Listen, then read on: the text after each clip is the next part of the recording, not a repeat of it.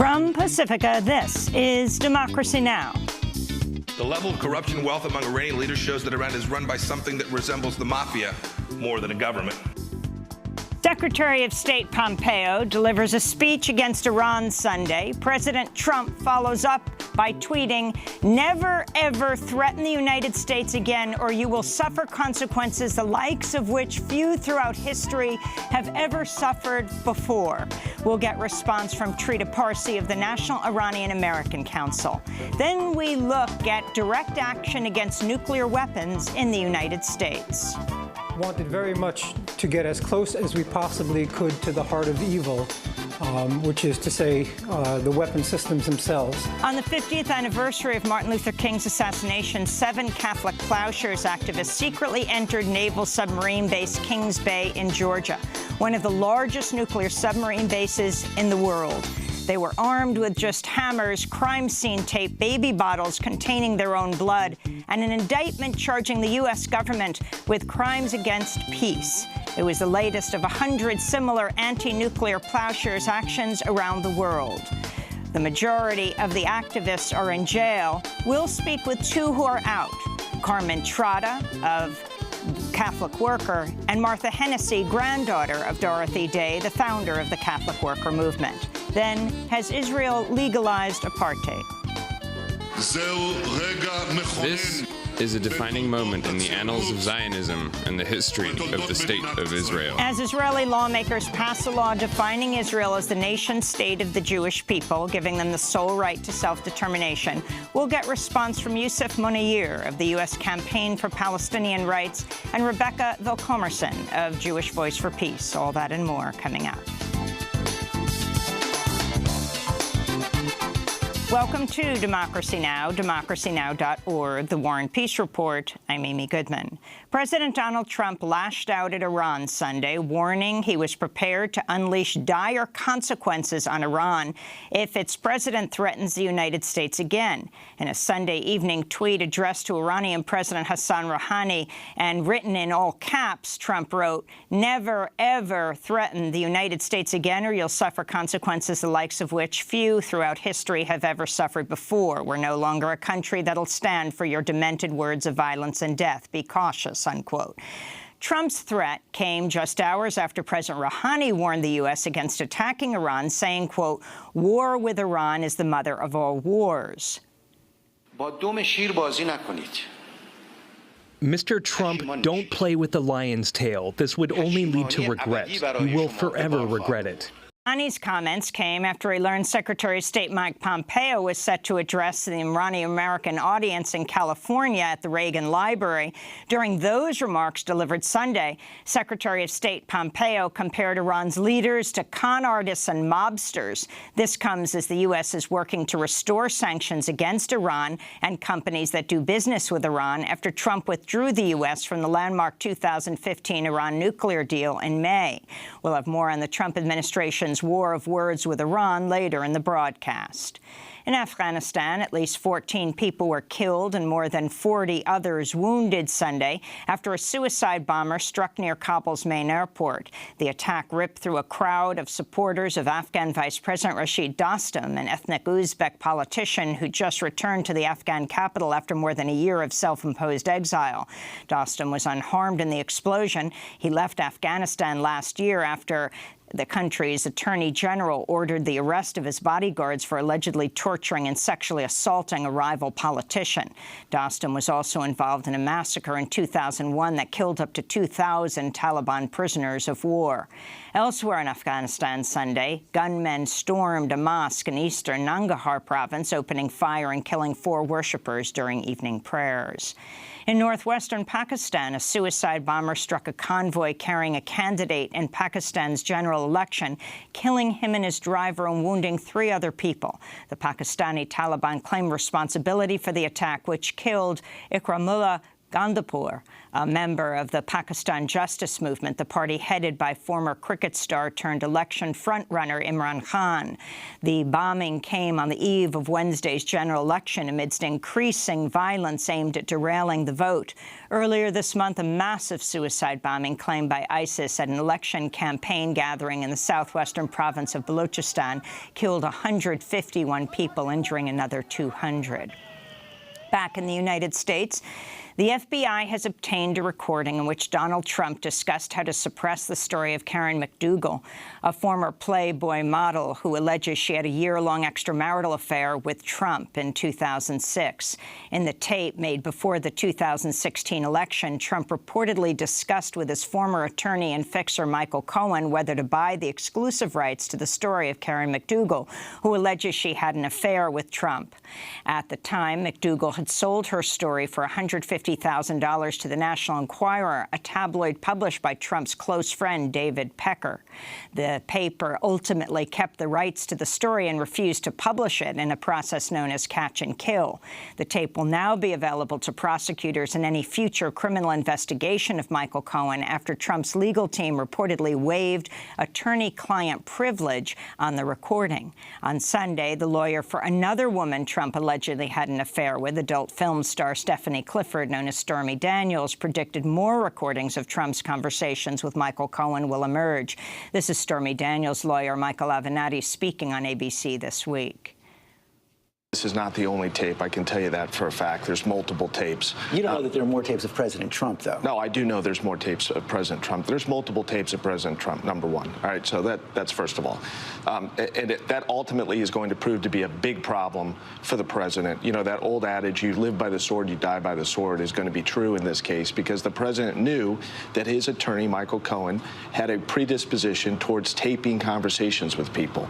President Trump's former foreign policy advisor, Carter Page, has denied working as a Russian spy after the FBI released more than 400 pages from an application for a foreign surveillance warrant, alleging he was targeted for recruitment by the Russian government. In the heavily redacted document, the FBI said it, quote, believes Page has been collaborating and conspiring with the Russian government. There's probable cause that such activities are about to involve violations of the criminal statutes of the United States, unquote. Carter Page has yet to be charged with the crime. On Sunday, he called the FISA warrant misleading and a complete joke. This comes as President Trump once again reversed his position on whether Russia interfered in the 2016 election. After returning to Washington following a weekend spent golfing at his New Jersey golf course, Trump tweeted reports of Russian meddling were, quote, all a big hoax. Trump's latest reversal came after he tried to walk back his remark made at his summit earlier this month with Russian President Vladimir Putin in Helsinki that he didn't see any reason why Russia would have meddled in the 2016 election. In Israel, a fragile ceasefire remains in effect after 4 Palestinians and 1 Israeli soldier were killed during violence Friday along the border with Gaza. During the flare-up, Israel launched dozens of strikes it said were targeted at Hamas rockets and mortars. The death of the Israeli soldier was the first since Palestinians launched weekly nonviolent protests at the border at the end of March. Israeli forces have shot and killed at least 140 Palestinians during these protests, while wounding thousands of others. We'll have the latest from Israel and Palestine later in the broadcast. In Israel, hundreds of members of the Syria civil defense group known as the White Helmets have been evacuated to Jordan along with their family members as Syrian government forces advanced on their position. The evacuation was facilitated by Israeli forces who ferried some 422 volunteers and family members to Jordan after granting them access to the Israeli-occupied Golan Heights. The UK, Germany and Canada have agreed to process the refugees' asylum claims. The evacuation came as thousands of other Syrians have massed along the border with the Golan Heights as Syrian forces continue airstrikes nearby. A number of Syrians who braved minefields along the border approached Israel's border fence, where they were reportedly turned around by Israeli troops.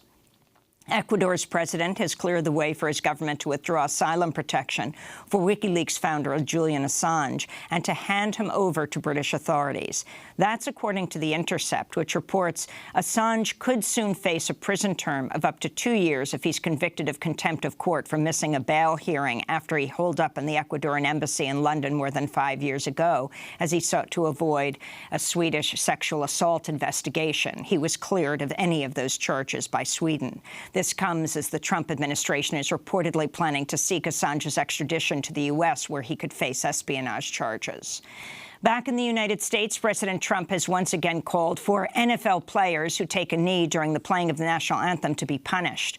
On Friday, Trump tweeted players must stand at attention, hand on heart, calling out NFL Commissioner Roger Goodell over his $40 million annual salary, demanding first time kneeling, out for game, second time kneeling, out for season, no pay, unquote.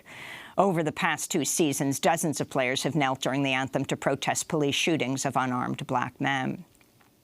And Cuba's National Assembly has approved a new draft constitution that would pave the way for marriage equality. The document would define marriage as a, quote, consensual union of 2 people regardless of gender. This is Mariela Castro, daughter of former President Raul Castro and director of the Cuban National Center for Sex Education. As in the Constitution, marriage was established for heterosexuals based on heteronormativity, and so I think we have the right to place another vision of marriage that's much more inclusive, that guarantees rights that up till now we haven't guaranteed. And something I say to a lot of people, giving rights to someone doesn't mean taking them away from those who already have them. And those are some of the headlines. This is Democracy Now!, democracynow.org, The War and Peace Report. I'm Amy Goodman.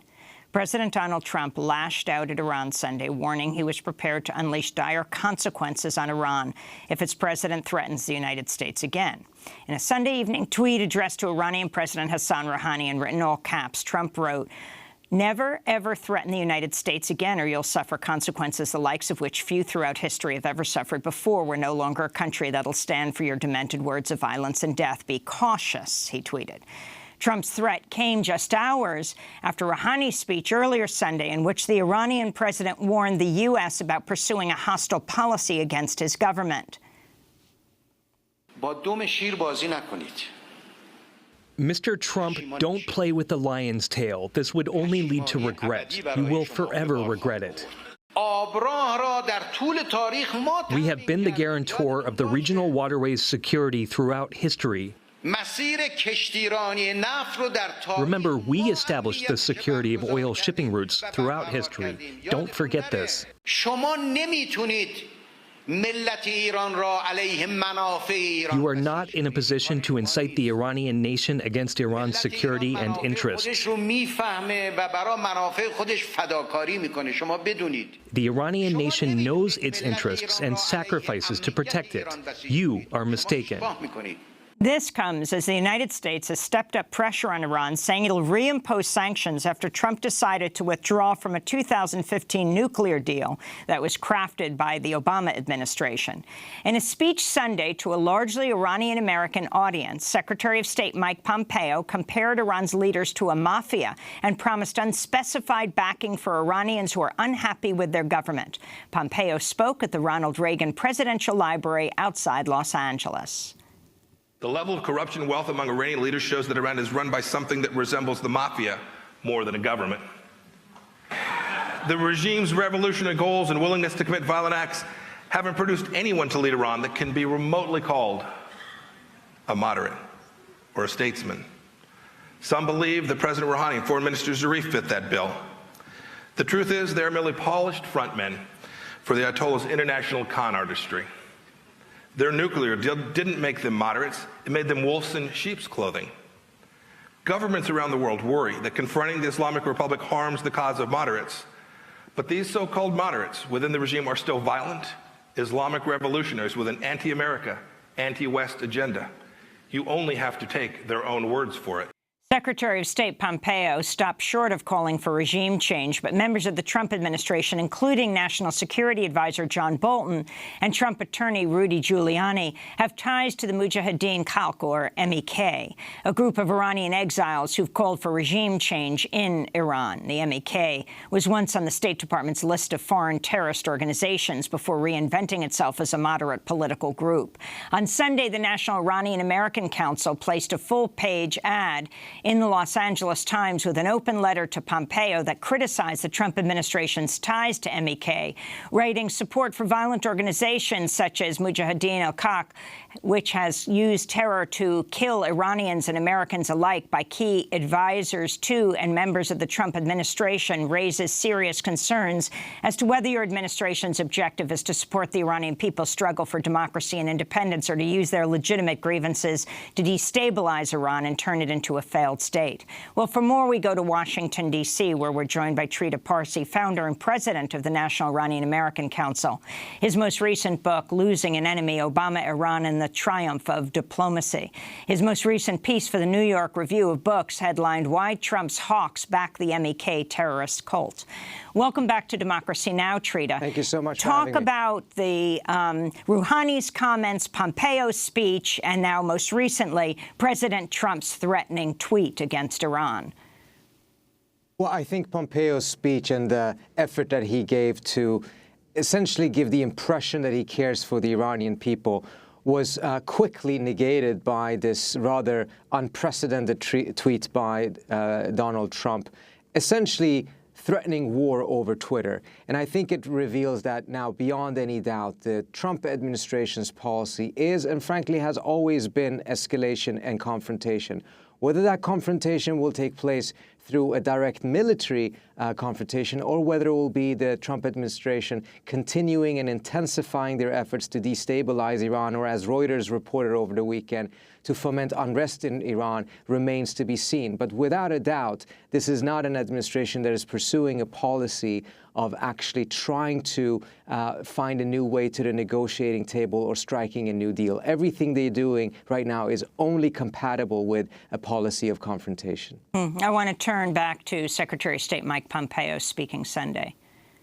Right now, the United States is undertaking a diplomatic and financial pressure campaign to cut off the funds that the regime uses to enrich itself and support death and destruction.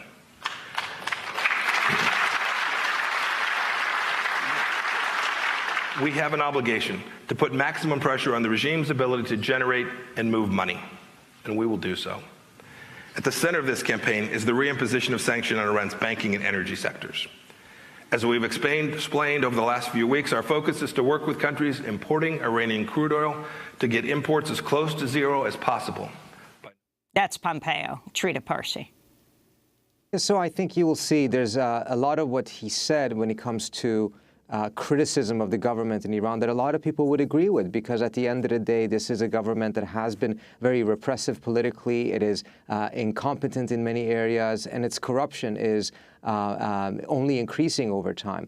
But I think there's a major leap of faith to believe that all of these problems and the frustration that they generate will cause people to think that Pompeo, Trump, and John Bolton are the answers to Iran's problems. And while they are undermining democracy in the United States, they would somehow miraculously be the answer to increase democracy in Iran. So I think this is rhetoric that ultimately is going to fail, but it is nevertheless indicative of where this administration wants to go with its Iran policy. And I'm very worried that the pattern that we've seen before, which is that when the United States escalates, the Iranians escalate as well. And they have made threats of saying that if they cannot sell oil and they cannot ship oil out of the Strait of Hormuz, then no one can, threatening to close it. This is going to have a devastating effect on the global economic markets, but also it will risk sparking a larger military confrontation, because if the Iranians do this in response to efforts by Trump to reduce their oil sales to zero, then the U.S. will move in militarily. So this is a very dangerous moment with very unresponsible people here at the helm in Washington. So can you talk about the timing of all of this? You knew last week that Pompeo was preparing to give this address, and I want to ask you who the Iranian-American audience was at the Reagan Library where he spoke on Sunday. Rouhani made his comments before Pompeo spoke, but clearly knowing about this. And then Trump made his threat late last night. Yeah, this is an escalation that's been going on and taking place for some time. And I think the timing of it is indicative of the Trump administration being ready to take their escalatory and confrontational policy to the next level. I frankly believe that they would have liked to do this much earlier, but earlier on, as you know, there were members of the Trump administration that were not in line with this thinking and who wanted to stay in the Iran nuclear deal. So it's taken them a year and a half before they can get to this point. But it seems to me that Trump always wanted to move in this direction. When it comes to the audience yesterday, I spoke to several people in the audience.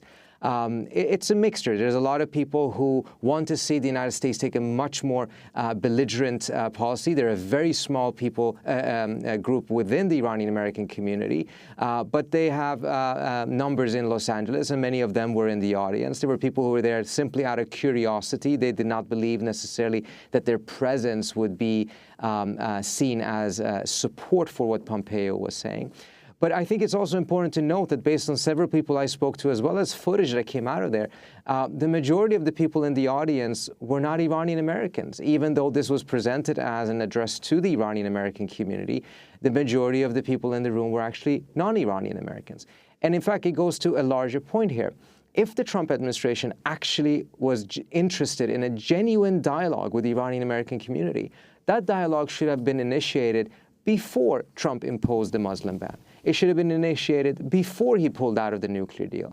To come now and say that he wants to have a dialogue and is interested in hearing what the Iranian-American community has to say simply doesn't come across as particularly genuine, because he's already made his major policy moves and he's so deep into his policy, it's very difficult to see that any feedback from the Iranian-American community could influence him to even marginally change that policy. Now, Trita, can you put this in the context of the Helsinki summit, the meeting that Trump had with President Putin of Russia? We don't know what they talked about for 2 hours, but what is Russia's interest here? So, as you mentioned, we don't know exactly what was being said, but it is a very important part of this puzzle, because the Russians so far, I wouldn't say that they're allies with Iran, but they have aligned interest in some areas. They've had it to a certain extent in Syria, and perhaps most importantly, the Russians don't want to see the United States be able to have more governments in the Middle East that are aligned with Washington. So in that sense, they do appreciate that Iran is quite opposed to American influence in the Middle East. But the Russians have more important interest at heart as well, which is particularly breaking out of their own sanctions that the U.S. have imposed on them, as well as issues such as NATO expansion, Ukraine, etc. So there's a gamble from the Trump administration's side in which essentially by offering the Russians anything they want on Ukraine and some other issues, that they would get the Russians to throw the Iranians under the bus. What they may not be as sensitive to is that if that scenario were to take place, it's not so much Russia throwing Iran under the bus as it is the United States throwing Europe under the bus. And this may also explain why Trump has been so negative in his rhetoric towards the Europeans. What he had to say in his very hostile tweet last night towards Iran sounded very similar to, just about a year ago, speaking against North Korea. There are some who are saying this could mean he's preparing to try to make peace with Iran.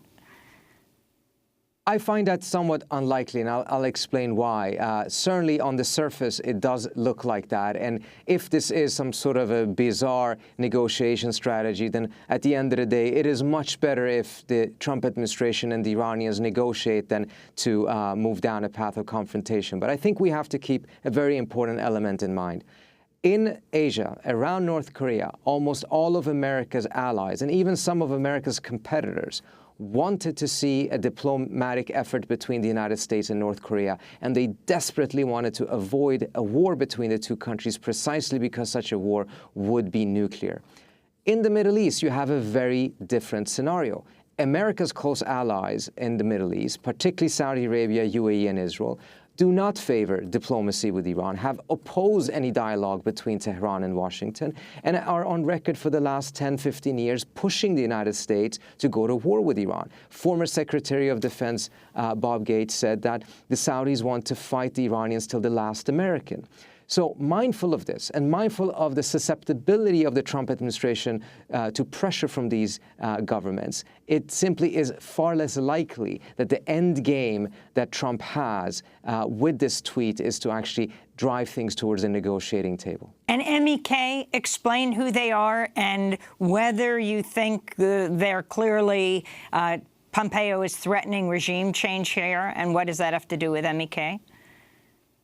Well, the MEK is Iranian opposition group that was founded back in the 1960s. Is actually the first opposition group in Iran that started to use violence against the Shah's regime. It actually did enjoy a degree of popularity in Iran in the 1970s, but they were also using terrorism back then, primarily assassinating members of the Shah's government and Americans in Iran. Later on, they were part of the Iranian Revolution, but had a falling out with Khomeini. They wanted to execute the American hostages that eventually were released by the Khomeini government. They ended up siding with Saddam Hussein in the Iraq-Iran war and fought alongside Saddam against Iran, which caused them to be seen as traitors in the eyes of most Iranians. And then they ended up essentially becoming Saddam Hussein's private militia that he used to do ethnic cleansing against Shiites in the south and Kurds in the north of Iraq. They always had a rather well-funded machine in a Washington lobbying machine. And even while they were on the terrorist list, they were the only terrorist group that I can imagine that actually had offices downtown D.C., despite the fact that they were on the terrorist list. They managed to get out of the terrorist list after a massive lobbying campaign that arguably was illegal in 2012. And they have essentially zero support in Iran right now, and that raises the question, why have members of the Trump administration been so cozy with them? Are they not aware of the fact that this is a group that really has zero chance of taking over Iran? I think they actually do know these things, but there's something that MEK offers that no other opposition group offers. These members of the MEK, several thousand fighters that they have, are trained in both regular warfare as well as in guerrilla warfare. They have massive experience in terrorism, in assassinations, in sabotage, things that are not particularly helpful if your aim is to bring about democratic change in Iran, but actually could be very helpful if your aim is to engage in some form of a military confrontation with Iran or some form of effort to destabilize the country by starting a civil war. For those purposes, the MEK is the only Iranian opposition groups that actually can provide the type of qualities that are needed for this thing. And I suspect that that is part of the reason why they are being so cozy with the Trump administration right now, precisely for these purposes. Trina Parsi, we want to thank you for being with us, founder and president of the National Iranian American Council. We'll link to your pieces, your latest book, Losing an Enemy, Obama, Iran, and the Triumph of Diplomacy. This is Democracy Now! When we come back, the direct action against nuclear weapons in the United States. We'll talk about the Plowshares movement. Stay with us. God of the poor man, this is how the day began. 8 co-defendants, I, Daniel Berrigan. Oh, and only a layman's batch of napalm. We pulled the draft files out, we burned them in the parking lot. Better the files than the bodies of children. They had no right before the love of you. I Had No Right by Dar Williams. This is Democracy Now!, democracynow.org, The War and Peace Report. I'm Amy Goodman as we look at the resistance against nuclear weapons here in the United States. Last April 4th, the 50th anniversary of Martin Luther King's assassination, 7 Catholic Plowshares activists secretly entered Naval Submarine Base Kings Bay in Georgia, one of the largest nuclear submarine bases in the world. Armed with just hammers, crime scene tape, baby bottles containing their own blood, and an indictment charging the U.S. government with crimes against peace. Their goal, to symbolically disarm the nuclear weapons at the base, which is home to at least 6 nuclear ballistic missile submarines. Each submarine carries 20 Trident thermonuclear weapons. The activists said they were following the prophet Isaiah's command to beat swords into plowshares. It was the latest of 100 similar anti-nuclear plowshares actions around the world, beginning in 1980 in King of Prussia, Pennsylvania. That first Plowshares Act was led by the late Daniel and Philip Berrigan. Phil's wife, Liz McAllister, was one of the 7 arrested at the April 4th action. Liz McAllister and 2 other activists, Jesuit priest Stephen Kelly and Mark Colville, remain locked up in pretrial confinement in Brunswick, Georgia. 4 others, Patrick O'Neill, Carmen Trotta, Martha Hennessy, and Claire Grady, are under house arrest. All 7 could face years in prison if convicted. Well, I recently spoke to Martha Hennessy and Carmen Trotta here in New York at Mary House, a Catholic worker home here in the city. Hennessy is the granddaughter of Dorothy Day, the founder of the Catholic worker movement. Carmen Trotta helps run the St. Joseph Catholic Worker House here in the city. I spoke to them shortly before Claire Grady was released and put under house arrest. I began by asking Martha Hennessy about what they did when they entered the nuclear subbase April 4th. I was with my friends, 7 of us, and we spent nearly 2 years discerning and praying about what we could do. And we walked onto the base at Kings Bay. It's not a well-known site of the U.S. military. And we walked there on behalf of people who couldn't do such a thing or take such an action. And we walked there to expose the Trident nuclear arsenal, and we symbolically disarmed the nuclear weapons. We were not anywhere near nuclear weapons, but Carmen's group got a little bit closer to the bunkers. But essentially, we left Daniel Ellsberg's book, The Doomsday Machine, there on site at the administrative building of the Strategic Weapons Facility of the Atlantic. We posted an indictment on the doors of the facility. We also had banners that read, "The ultimate logic of Trident is omnicide," and we put up crime tape. And where did you go? Where did you? I was at the administration building. And why did you feel this was so important to do?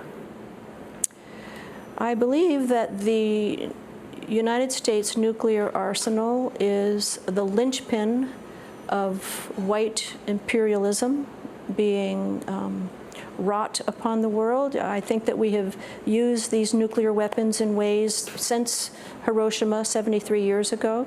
We've used this threat against the world in many different ways throughout history. And I felt that for myself, I was able to take this kind of action, to do this kind of discernment, and offer up an effort to wake the world to the terrible dangers that we face. And these weapons, as long as we have them, at some point they will be used. And I have had trips to Russia, Korea, South Korea, and Iran. And when I hear President Trump threatening these other countries, I can only take him seriously and take responsibility, personal responsibility myself, to try and raise a voice to make it obvious what is in the minds of these war planners. And Carmen Trotta, you, together with Martha Hennessy and 5 others, went on this military base, the Kings Bay Naval Base. Describe what you did that day. Took a very long walk inside the base. The small group that detached with myself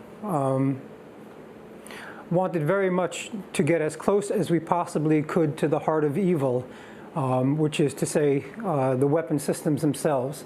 And therefore, we were disgruntled, really, initially, that there were no Trident submarines being worked on at the base at the time.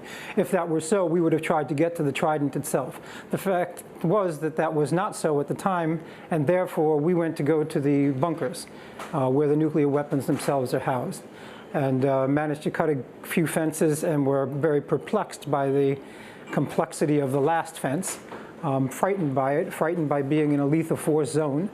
And as we were contemplating getting through that last fence, there was finally, after a couple of hours on the base, a response from the base itself. And then we held our banner, which said that nuclear weapons are illegal and immoral, and wanted to show to the military something soothing to be able to say to them when they came. And so when they came, we told them immediately that we come in peace, that we were unarmed, that we were American citizens, that we meant them no harm. And what did you have with you when you got to that area near the bunker? We had hammers and blood and bolt cutters. What do you mean blood? There were vials of blood that were taken from people in the community, so it was our own blood. And the blood gets used as a symbol of life, particularly within the Catholic or Christian faith, that blood is the symbol of life. It is also, that level of red is also a constant danger warning. And as I think I've tried to say before, that Plowshare's actions are designed to sort of slap people awake and to the reality that is before them. It is more alarm than anger. We are more alarmed than we are angry. Although I don't want to put down the notion of being angry and the sort of persistent failure of what could and should be, one of the greatest nations in the world, and the ongoing, persistent failure, particularly after World War II. Martha Hennessy, what happened when you went to the administrative building? How many people did you go with? What did you come with? And how did the military find you on the base? Well, they ignored us for a while. They had their hands full with the people at the bunker. They were most concerned about the people at the bunker. With your group? Yes. With Carmen the three and his people. Group. And so I was with one other person, and the two of us brought little hammers and vials of blood and Dan Ellsberg's book, The Doomsday Machine. And we put up our posters, and we saw that there were people working in the building, and we did not go into the building. The door was unlocked, but it was very quiet, very eerie. And what happened when the soldiers came? Well, we were able to post our indictment and pour our blood and write, love one another and may love disarm us all. We wrote that on the sidewalks. And then we joined two other people who were at the display, the missile display, which welcomes visitors into the complex. And we joined them, and we probably were there for perhaps an hour in both settings before we saw the cars going towards the other site where our friends were, but they didn't bother to handle us until at least an hour later. Who were you with? I was with Claire Grady, Patrick O'Neill, and Mark Koval. And they are? They're all still, well, Patrick is out. 3 of us are released. We have family members to attend to, and 4 are still in. Claire, Elizabeth McAllister, Stephen Kelly, and Mark Koval are all still at the Brunswick detention facility. Can you talk about the people you were there with? Can you talk about Liz McAllister and the significance of her engaging in this Plowshares action? She is one of those who remains imprisoned, has now been imprisoned since April 4th. That's 3 months. Right, you often hear of the Berrigans. Every time you hear of the Berrigans, you should think of Liz McAllister, because she is You could say she is certainly among the Berrigans.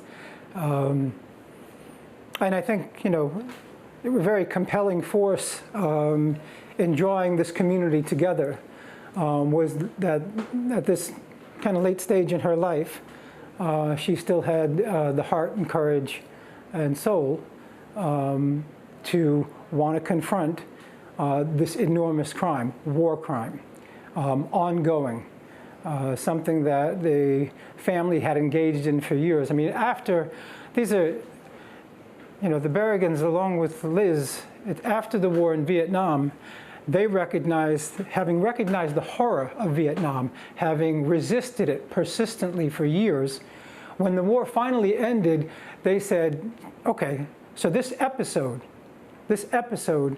of American history has ended. The empire is still here, and the empire needs to be exposed by an informed citizenry if we are to continue to live in a democracy. And they've been fighting that battle until the present day. Indeed, our action was the latest version of it. There have been scores of Plowshares actions ever since Liz McAllister's husband, Phil Berrigan, and her brother-in-law, Dan Berrigan, led that action on the King of Prussia GE plant in 1980, almost 40 years ago. Explain what the Plowshares movement is, why it's called Plowshares. Well, comes out of the prophecy from Isaiah 2:4, that there would come a point in time where people of faith would beat swords into plowshares, spears into pruning hooks. We would no longer nations would no longer wage war upon other, nor would they study war anymore. To get better and better at it, to continue in that drive of violence, of competition. This wasn't Liz McAllister's first Plowshares action? No. She did one, I think it was in 83. 1983, the Griffiths Air Force. It was your first action? Oh, yeah. Carmen? Yeah. Martha, was this your first action? Yes, my first Plowshares action. What made you decide to engage in this? Well, I had participated in a previous group, and the discussion around the fact that this kind of a process brings us to a place of self-disarmament really resonated with me. And I wanted to understand that at a deeper level. If we are trying to live lives, Christ-like lives of caring for those most needy and opposing war, I felt that I needed to really explore what this kind of an action would look like. It's a faith journey for me. It certainly has deepened my faith and understanding of what it means to be a follower of Christ in our own times.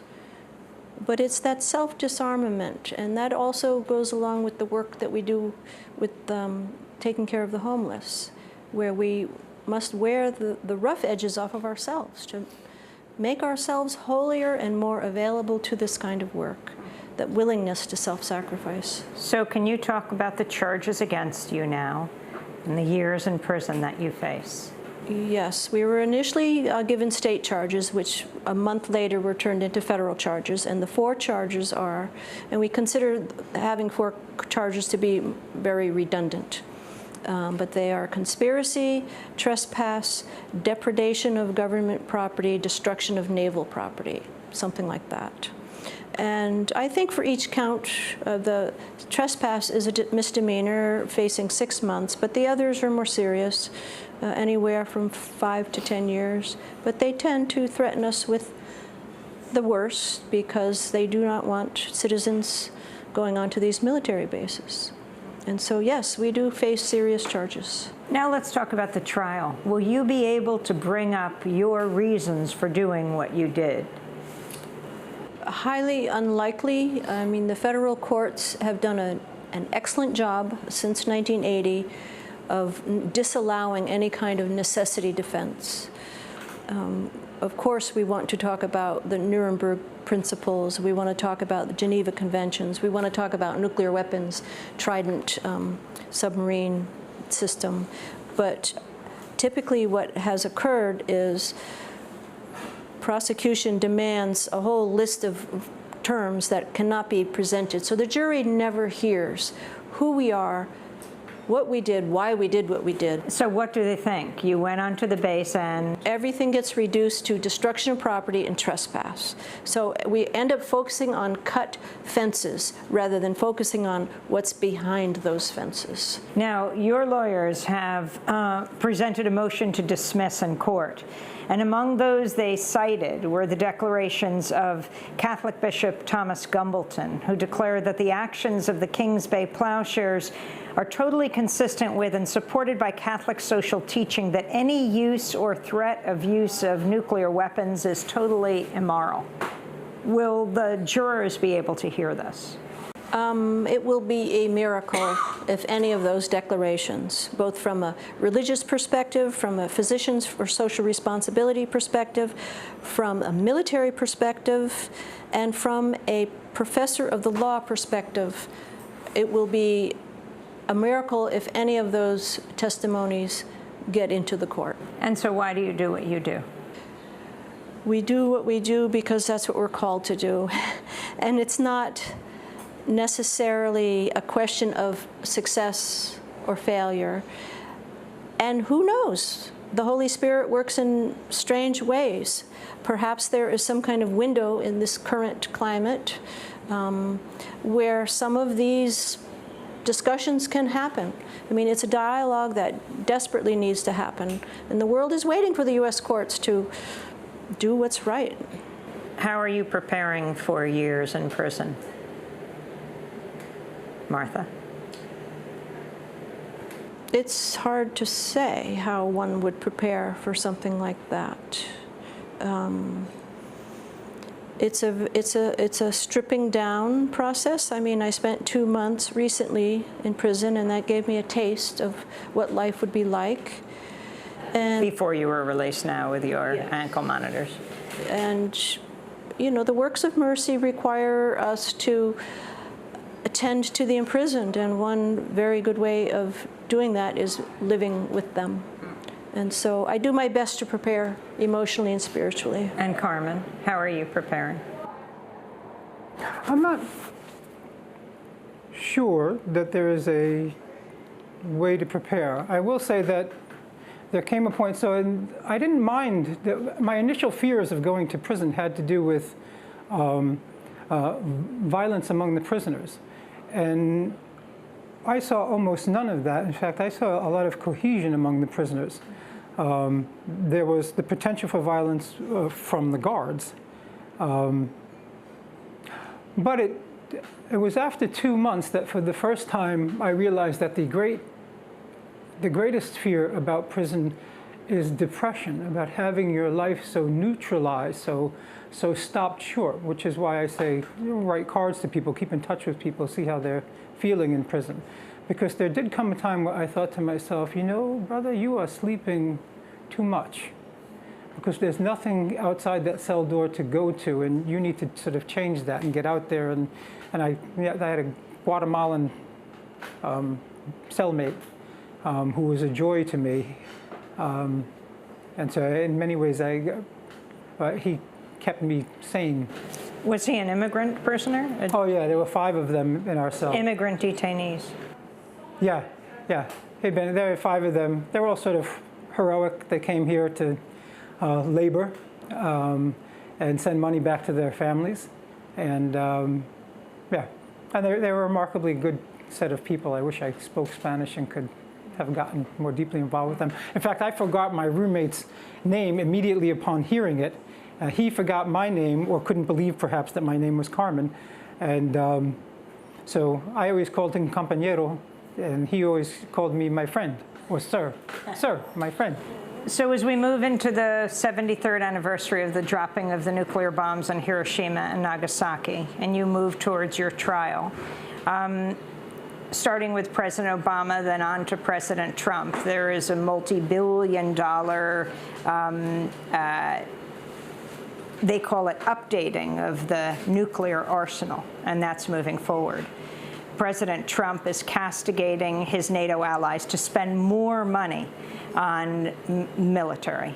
to engage in more military spending, demanding this of Germany and France and other NATO allies. Your final thoughts, Martha Hennessy. Well, William Hartung has spoken to that with regards to the cost. I mean, it is a theft from the poor.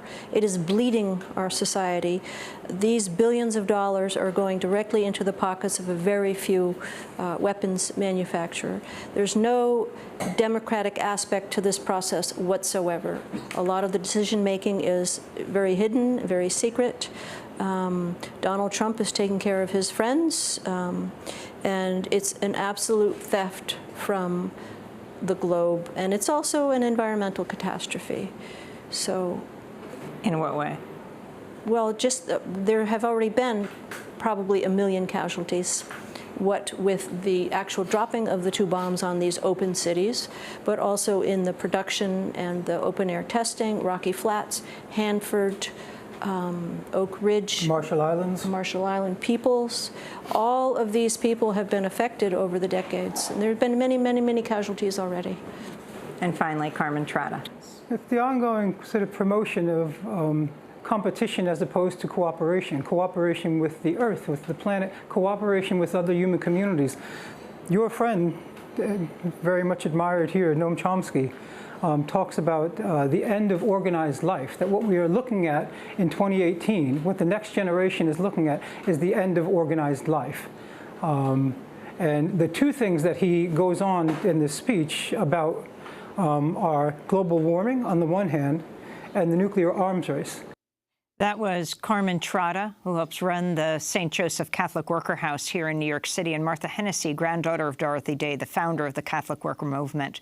I spoke to them at Mary House, the other Catholic Worker House here in New York City, both wearing ankle monitors before trial so the government can track them. This is Democracy Now! When we come back, what's happening in Israel and Palestine? Stay with us.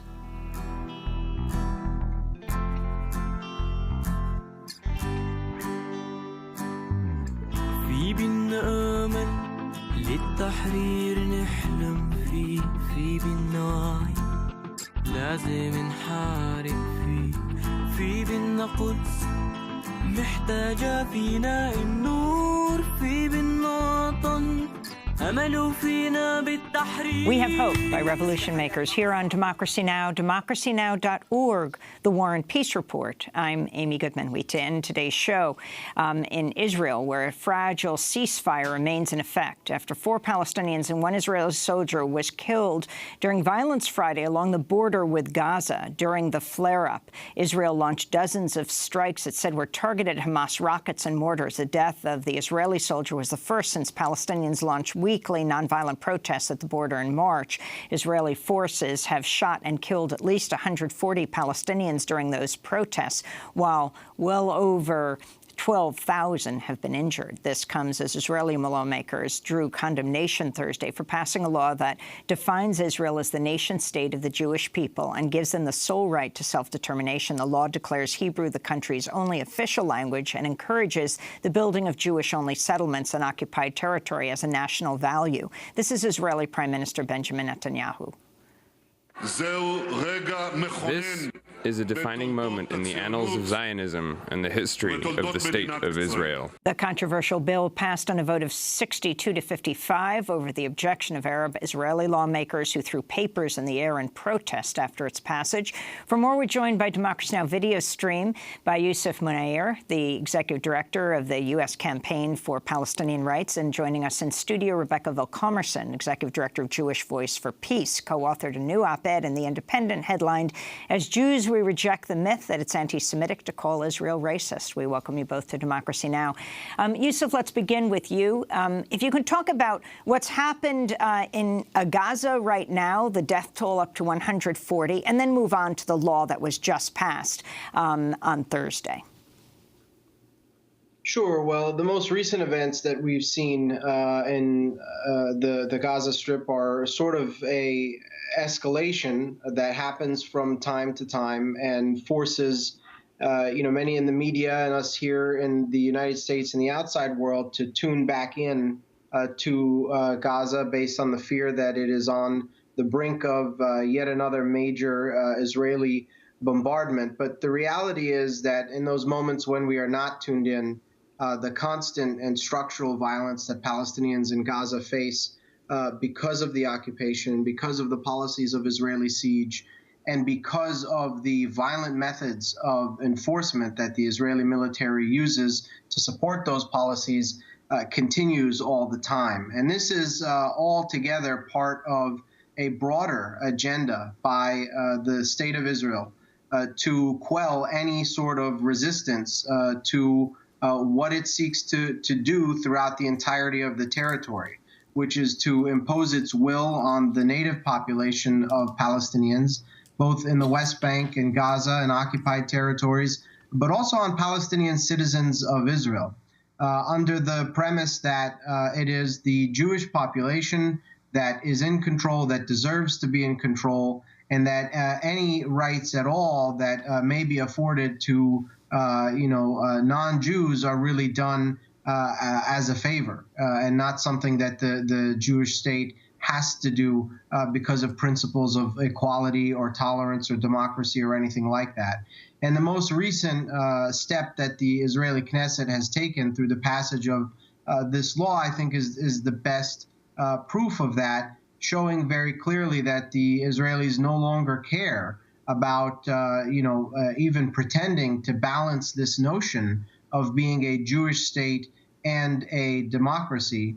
No, I think that was never the case. Now it's clear that they're not even interested in pretending anymore. And in fact, the initiator and sponsor of this legislation said after its passage, we are passing this bill to make sure that no one has any doubt or even any thoughts about Israel being a state of all its citizens. So it's very clearly aimed at enshrining inequality, enshrining apartheid in a constitutional way within Israeli law. Rebecca Vilkomerson, if you can respond to this, what's being called the nation-state law that's been passed. Yeah, I mean, I think what Yusuf said is exactly right. I think I found it shocking but not surprising, because I think anytime you have a set of, again, foundational law, this is a basic law, so it's sort of the equivalent of a constitutional bill that will then have an impact on any future laws, and it basically obligates the state to treat its non-Jewish citizens unequally, and that's 20% of the overall Israeli population. So by Israel enshrining racism and discrimination and apartheid into its basic law, that's pretty shocking. At the same time, not that surprising because of the ongoing policies that Israel has been pursuing for so many decades. And the response of the Jewish community? Well, here in the United States, I think it's been interesting because there's much more unanimity than there usually is against this bill. Everyone from J Street to the American Jewish Committee to the reform and conservative movements, which together represent half of American Jewry. Even some right-wing organizations like the ADL have had some limited concerns about the bill.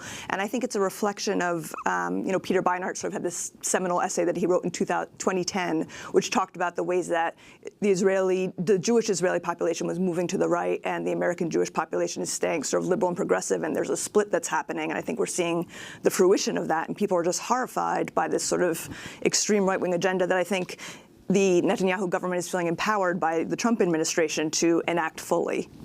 You wrote a piece in the Independent, signed by, about how 40 Jewish groups from 15 different countries have signed this joint statement condemning attempts to stifle criticism with false accusations, you say, of anti-Semitism. Right. This was a pretty historic moment. We had 40 organizations from around the world, Jewish and Israeli organizations, and we felt like it was very important because there's so many efforts right now worldwide, lots of different specific strategies and tactics, but worldwide trying to legislate definitions of anti-Semitism that sometimes include chilling language at the very minimum, and sometimes actually legislate that forms of anti-Zionism or certain critiques of Israel would be defined as anti-Semitic. And this has resulted in bank accounts being shut down in Germany and in the UK, people being prosecuted in France. Here in the United States, there's something called the Anti-Semitism Awareness Act, which would make it potentially, extremely difficult for people to speak out politically against Israeli human rights violations. So we felt it was very important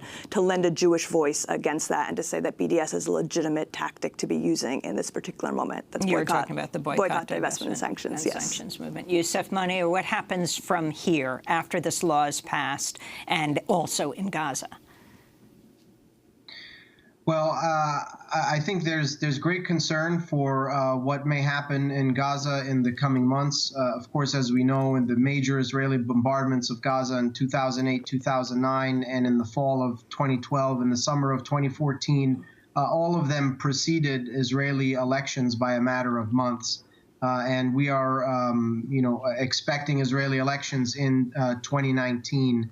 And given the recent behavior of the ruling coalition, with the passage of all kinds of right-wing legislation aimed at rallying the support of its base, I would not be surprised if they were to attempt another sort of massive operation against the Palestinian population in Gaza ahead of elections once again. So that's something that I would definitely keep my eye on. Yusuf Moner, we have to leave it there for now. U.S. Campaign for Palestinian Rights, and Rebecca Vilcomerson, Jewish Voice for Peace. That does it for our show. I'm Amy Goodman. Thanks so much for joining us.